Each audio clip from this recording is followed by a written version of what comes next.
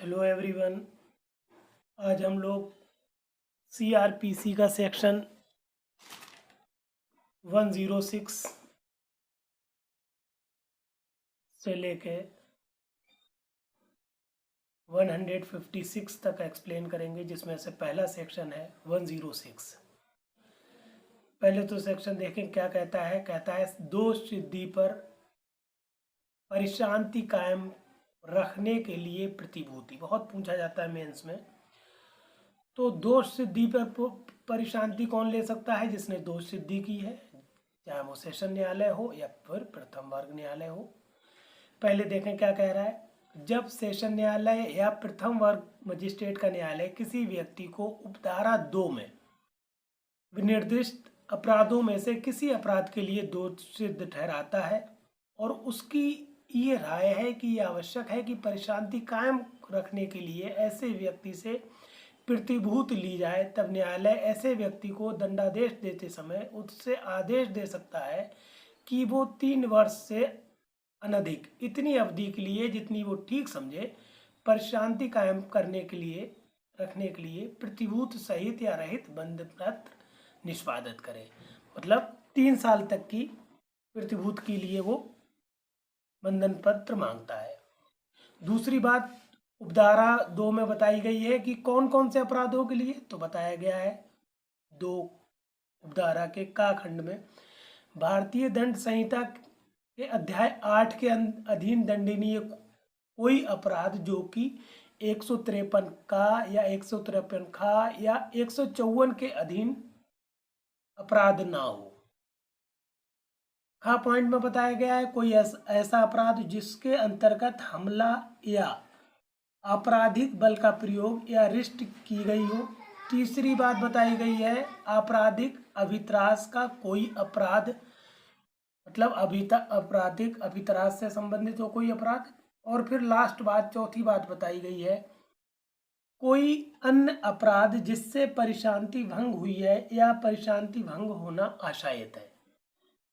इन 4 चीज़ों के आधार पर अगर दोष सिद्धि की गई है सेशन न्यायालय या प्रथम वर्ग न्यायालय द्वारा, तो वो 3 साल तक की प्रतिभूति मांगेगा उस दोष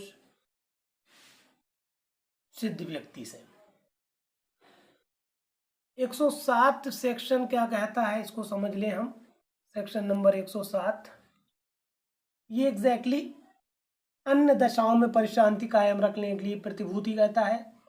और इसमें पूछा जाता है कौन कौन से लोग, कौन कौन से मजिस्ट्रेट अन्य मामलों में परिशांति ले सकते की प्रतिभूति ले सकते हैं परिशांति कायम रखने के लिए।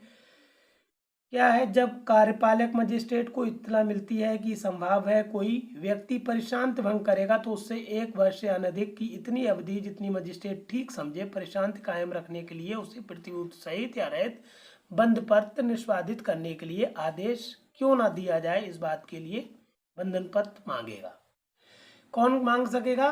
कार्यपालक मजिस्ट्रेट को ही सिर्फ ये पावर है अन्य मामलों में, और 1 वर्ष से अनधिक। बहुत ही ज़्यादा इम्पोर्टेंट सेक्शन है सीआरपीसी का 125, जो बहुत एग्ज़ाम में आता है, कई पार्ट्स में आ जाता है क्योंकि बहुत लॉन्ग क्वेश्चन है और काफ़ी कॉम्प्लिकेटेड है बुक्स में। हम इसको बहुत इजी करके आपको बता रहे हैं, इसलिए प्लीज़ हमारे चैनल को आप सब्सक्राइब ज़रूर करें और शेयर ज़रूर करें। पहले देखें क्या कहता है सेक्शन। पत्नी, संतान और माता पिता के भरण पोषण के लिए आदेश। पहली बात इन्होंने क्या कही है, यदि पर्याप्त साधनों वाला कोई व्यक्ति, जिसके पास पर्याप्त साधन है वो व्यक्ति का नंबर पे अपनी पत्नी का जो भरण पोषण करने में असमर्थ है, या अपनी धर्मज या अधर्मज संतान का, चाहे विवाहित हो या ना हो, जो अपना भरण पोषण करने में असमर्थ है। ठीक,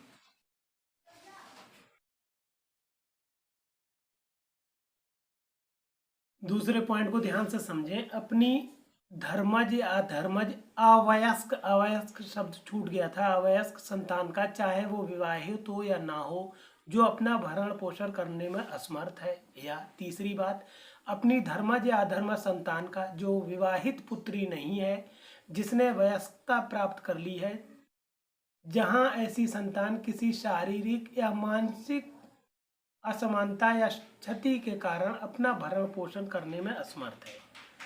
तीन तरह की बातें हो गई। पत्नी जो असमर्थ है भरण पोषण करने में, दूसरी धर्मज या अधर्मज अवयस्क संतान, तीसरी बात धर्मज या अधर्मज है संतान किंतु वो वयस्क है किंतु वो मानसिक या शारीरिक रूप से सक्षम नहीं है अपना भरण पोषण करने में, और चौथी बात है अपने माता पिता का जो अपना भरण पोषण करने में असमर्थ है। ये चार लोग हैं जिनका भरण पोषण करने का दायित्व उस पर्याप्त साधनों वाले व्यक्ति पर है। आगे देखें, इन चारों का भरण पोषण करने में उपेक्षा करता है या भरण पोषण करने से इनकार करता है तो प्रथम वर्ग, कौन सा मजिस्ट्रेट? प्रथम वर्ग मजिस्ट्रेट ऐसी उपेक्षा या इनकार के साबित हो जाने पर ऐसे व्यक्ति को ये निर्देश दे सकता है कि वो अपनी पत्नी, ऐसी संतान, माता या पिता के भरण पोषण के लिए ऐसी मासिक दर पर जिसे मजिस्ट्रेट ठीक समझे मासिक भत्ता दे। ठीक, इसमें एक परंतु है, परंतु ये कि अंतरिम भरण पोषण के मासिक भत्ते और कार्रवाइयों के खर्चे के लिए आवेदन का निस्तारण ऐसे आवेदन की उस व्यक्ति पर सूचना की तामील हो जाने के 60 दिन के भीतर यथासंभव कर दिया जाएगा। ये बात ध्यान रखें। क्या कहा गया परंतु में कि 60 दिन के अंदर अंदर जो आवेदन किया गया उसकी तामील होने के 60 दिन के अंदर अंदर आवेदन का निस्तारण हो जाना चाहिए। एक पॉइंट यहाँ खत्म हुआ। अब चूंकि देखिए ये तो कोर्ट ने कह दिया कि आप भरण पोषण करिए। दूसरा पॉइंट बहुत इंपॉर्टेंट है, इस पे बहुत इंपॉर्टेंट वाद है एक रजनेश बनाम नेहा का, अभी हम बताते हैं इसके बारे में। अब भरण पोषण कब से होगा ये पता था। दूसरा पॉइंट, भरण पोषण के लिए भत्ता या कार्रवाई का खर्च आदेश की तारीख से या आदेश में ये उल्लिखित कर दिया गया हो कि आवेदन की तारीख से संदेह होगा तो भरण पोषण आवेदन की तारीख से देना होगा। रजनेश बनाम नेहा और अन्य 2020 का ये सुप्रीम कोर्ट का केस है। इसमें कहा गया है कि जो भरण पोषण देना होता है, देय है, उस तारीख या खर्चे का जो प्रदान करना है वो उस तारीख से दिया जाएगा जिस पर आवेदन किया गया था, उस तारीख से। और ये इसको आज्ञापक बना दिया सुप्रीम कोर्ट ने, ये नहीं कहा कि आप आदेश की तारीख से दें। ये बहुत इंपॉर्टेंट है, वीडियो पॉज करके इसको लिख लीजिएगा। तीसरी बात, अब ये दे दिया ऑर्डर कि कब से किसको देना है, कब देना है।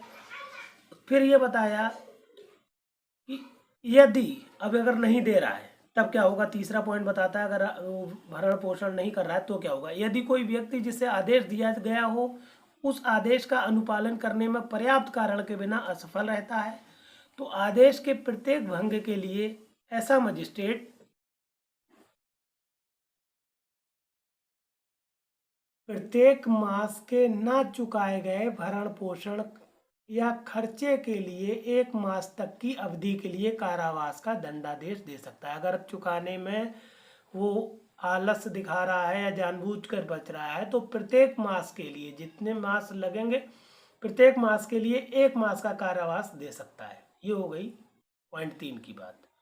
चौथा समझ लें, कब भरण पोषण नहीं मिलेगा ये बताता है चौथा पॉइंट। कोई पत्नी अपने पति से इस धारा के अधीन भरण पोषण या खर्चे प्राप्त करने की हकदार नहीं होगी यदि वो जारता की दशा में रह रही, जारता मतलब किसी और व्यक्ति के साथ उसके संबंध है, अथवा पर्याप्त कारण के बिना अपने पति से साथ रहने से इनकार कर रही है, या वे दोनों पारस्परिक सहमति से पृथक रह रहे हैं तो अब पत्नी इस धारा के अधीन भरण पोषण नहीं पाएगी। 5वीं बात, मजिस्ट्रेट ये साबित होने पर कि उपधारा 4 के तथ्य विद्यमान है आदेश को रद्द कर सकता है। मान लीजिए किसी मजिस्ट्रेट ने आदेश कर दिया, खर्चा बंद गया, फिर बाद में पता लगा उसको वो पत्नी जारता में है या बिना कारण के रह रही है या फिर पारस्परिक सहमति से रह रही है तो अपना निर्णय कैंसिल कर देगा और खर्चा और भरण पोषण का जो आदेश किया गया था उसको रद्द कर देगा। छठी और लास्ट बात, उपधारा 1 में, ये उत्तर प्रदेश के लिए है, उत्तर प्रदेश में ये इसको प्रतिस्थापित किया गया है। सिर्फ और सिर्फ उत्तर प्रदेश के लिए ये पॉइंट याद रखेंगे और किसी प्रदेश में ये नहीं है। इस पॉइंट में क्या क्या ये अंतः स्थापित किया गया है, सॉरी प्रतिस्थापित नहीं, अंतः स्थापित है, प्रतिस्थापित नहीं है। प्रतिस्थापित अगर कहेंगे तो 500 की जगह 5000 प्रतिस्थापित हुआ है शब्द। और ये पूरा सेक्शन जो है ये अंतः स्थापित हुआ है।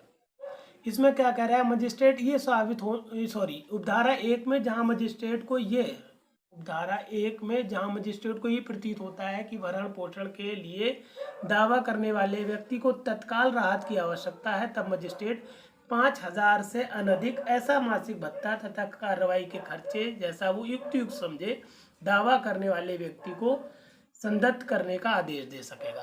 पहले ये अमाउंट 500 थी, अब मजिस्ट्रेट को लगता है कि उसको तत्काल ज़रूरत है तो 5000 तक का खर्चा और भरण पोषण के लिए प्रति माह वो आदेश कर सकेगा। इसके बाद एक सेक्शन है 127, इसमें भत्ते में परिवर्तन बताया गया है कि जैसी परिस्थितियां होती हैं उस हिसाब से भत्ते में परिवर्तन कर सकता है न्यायालय। इसमें बहुत ज़्यादा डिटेल में नहीं बताया गया है।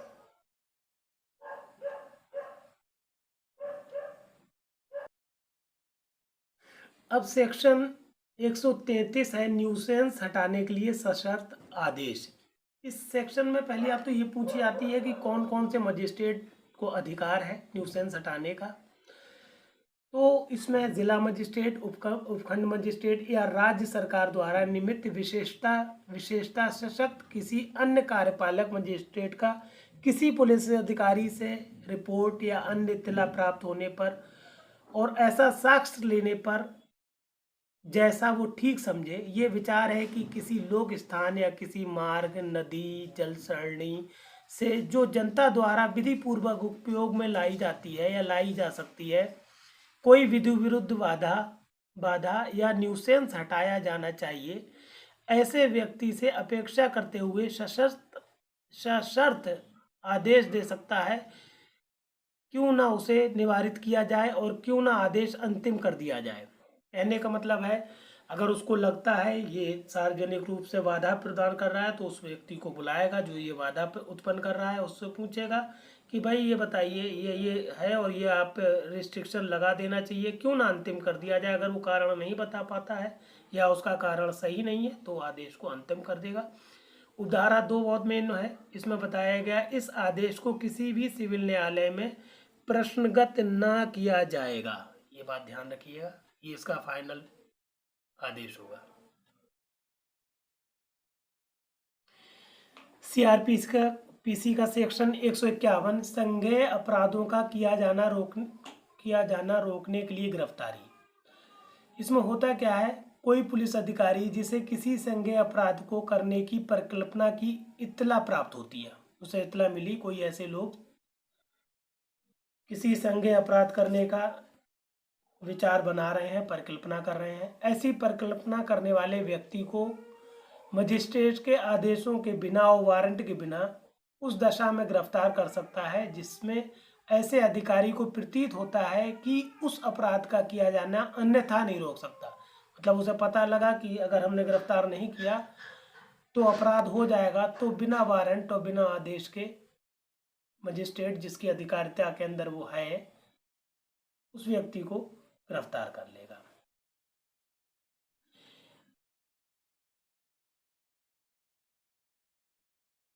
सीआरपीसी की धारा 154 एफआईआर से रिलेटेड है। एफआईआर के बारे में बताया गया है, जिसमें कहा गया है संज्ञेय मामलों में इत्तिला, या इसको हम सामान्य शब्दों में एफआईआर कहते हैं। एफआईआर इसमें 3-4 बातें बताई गई। पहला पॉइंट बताया गया है संज्ञेय अपराध के किए जाने से संबंधित प्रत्येक इत्तला यदि पुलिस थाने के भार साधक अधिकारी को मौखिक दी गई है तो उसके द्वारा या उसके निर्देशाधीन लेखबद्ध कर ली जाएगी और इत्तला देने वाले को पढ़कर सुनाई जाएगी और उस पर इत्तला देने वाले व्यक्ति द्वारा हस्ताक्षर किए जाएंगे और उस इत्तला का सार ऐसी पुस्तक में जो पुलिस अधिकारी को राज्य सरकार द्वारा प्रदान की जाती है प्रविष्ट किया जाएगा। इसमें एक परंतुक है, परंतु यदि किसी स्त्री द्वारा जिसके विरुद्ध भारतीय दंड संहिता की धारा 326 का 354 का 354 354 का 354 का 354 का 354 घा या 376 ये घा है, घा 354 घा या 376 या उसके अन्य वर्गों के अधीन किसी अपराध के 376 अन्य वर्ग खंडों क्या है, 374 ए हो सकता है, ए बी हो सकता है, ए बी हो सकता है, कोई भी, या उस किसी अपराध के किए जाने का प्रयत्न अविकथित है तो ऐसी इत्तला किसी महिला अधिकारी द्वारा, मतलब अगर यह महिला के साथ अपराध हुआ है तो ऐसी इत्तला किसी महिला अधिकारी द्वारा ही अभिलिखित की जाएगी जहां तक संभव है। इसमें एक परंतुक और है, परंतु ये और कि यदि प्रथम परंतुक में उल्लिखित स्त्री, जैसा वो स्त्री है जिसके साथ ये अपराध हुआ है, अस्थायी या स्थायी रूप से मानसिक या शारीरिक रूप से निःशक्त है तो ऐसी इत्तला देने वाले के विकल्प पर या तो उसके निवास स्थान पर या उस व्यक्ति के विकल्प पर किसी सुगम स्थान पर किसी द्विभाषीय या किसी विशेष प्रबोधक की उपस्थिति में अभिलिखित की जाएगी। द्विभाषीय जो दोनों भाषाएं जानता हो, उसकी बातों को समझ सके, इशारों को समझ सके, या विशेष प्रबोधक जो मतलब गूंगा बहरा आदमी है तो उसके संबोधन को, उसके सम्मोहन को, उसके इशारों को समझ सके, उसको कहते हैं विशेष प्रबोधक। परंतुक का के बाद परंतुक खा है, ऐसी इत्तला के अभिलेख की वीडियो फिल्म तैयार की जाएगी। इतना मतलब पहली बात तो कहने का मतलब हुआ, अगर ये FIR लिखवाने वाली महिला जिसके साथ ये अपराध हुआ है महिला है तो महिला अभिलिखित करेगी। दूसरी बात कि उसके विकल्प पर, उसके घर पर या जहां वो बताए औरत वहां पर FIR लिखी जाएगी, उससे थाने आने के लिए विवश नहीं किया जाएगा। तीसरी बात, अगर वो शारीरिक या मानसिक रूप से निःशक्त है तो उसकी द्विभाषीय या विशेष प्रबोधक के समक्ष परीक्षा होगी या FIR अभिलिखित होगी। दूसरी चीज़, उसकी वीडियो फिल्म तैयार कर ली जाएगी जिससे वही उसके लिए प्रथम परीक्षा में पेश किया जा सके। दूसरे पॉइंट में बताया गया, उपधारा 1 के अधीन जो अभिलिखित इत्तला है उसकी प्रतिलिपि FIR की कॉपी इत्तला देने वाले को निःशुल्क दी जाएगी। तीसरी बात, कभी कभार होता है थाने पर FIR नहीं लिखी जाती, उसके लिए ये पॉइंट, कोई व्यक्ति जो किसी पुलिस थाने के भार साधक अधिकारी की उपधारा 1 में निर्दिष्ट इत्तला को अभिलिखित करने से इनकार करने से व्यथित है, मतलब नहीं लिखी गई FIR, ऐसी इत्तला का सार लिखित रूप में डाक द्वारा संबद्ध पुलिस अधिकारी को भेज सकता है, जो समाधान हो जाने पर या तो स्वयं मामले का अन्वेषण करेगा या अपने अधीनस्थ किसी अधिकारी से उसका अन्वेषण कराएगा। इसमें एक बहुत ही इम्पोर्टेंट केस था 2013 में, सुप्रीम कोर्ट ने कहा ललिता कुमारी बनाम उत्तर प्रदेश में कि FIR लिखना अज्ञापक है, ये कोई ऑप्शनल बात नहीं है। किसी भी थाने को, किसी भी भार साधक अधिकारी को FIR लिखने से मना करने का मतलब है आप पीड़ित को जानबूझकर परेशान कर रहे हैं। इसलिए ललिता कुमारी बनाम उत्तर प्रदेश में कहा गया संज्ञेय मामलों की रिपोर्ट या FIR दर्ज करना अज्ञात्मक है। 156 ये भी इम्पोर्टेंट सेक्शन है, इसमें कहा गया है संज्ञेय मामलों का अन्वेषण करने की पुलिस अधिकारी की शक्ति।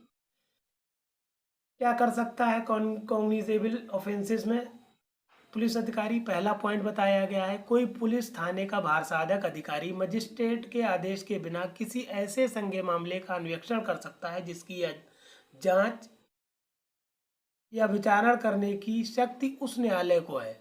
मतलब जिस न्यायालय के अंडर में वो थाना आ रहा है उसका बार साधक अधिकारी थाने का बिना मजिस्ट्रेट के आदेश के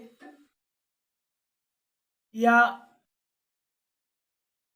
कुछ आगे आदेश लिए बिना अपने आप अन्वेषण कर सकता है, इन्वेस्टिगेशन कर सकता है। दूसरी बात इसमें बताई है, ऐसे किसी मामले में पुलिस अधिकारी को किसी कार्रवाई को किसी भी प्रक्रम में इस आधार पर प्रश्नगत न किया जाएगा कि मामला ऐसा था जिसमें ऐसा अधिकारी इस धारा के अधीन अन्वेषण करने के लिए सशक्त नहीं था। उस पुलिस अधिकारी को कहीं आप क्वेश्चन नहीं करेंगे। तीसरी और आखिरी बात, धारा 190 के अधीन सशक्त किया गया कोई मजिस्ट्रेट पूर्वोक्त प्रकार के अन्वेषण का आदेश दे सकता है। ये पूरा सेक्शन 156 तक हमने कंप्लीट करा दिया। इस वीडियो को मेरे प्लीज़ आप ज़रूर हर एक तक पहुंचाएं और चैनल को सब्सक्राइब करें। Thank you.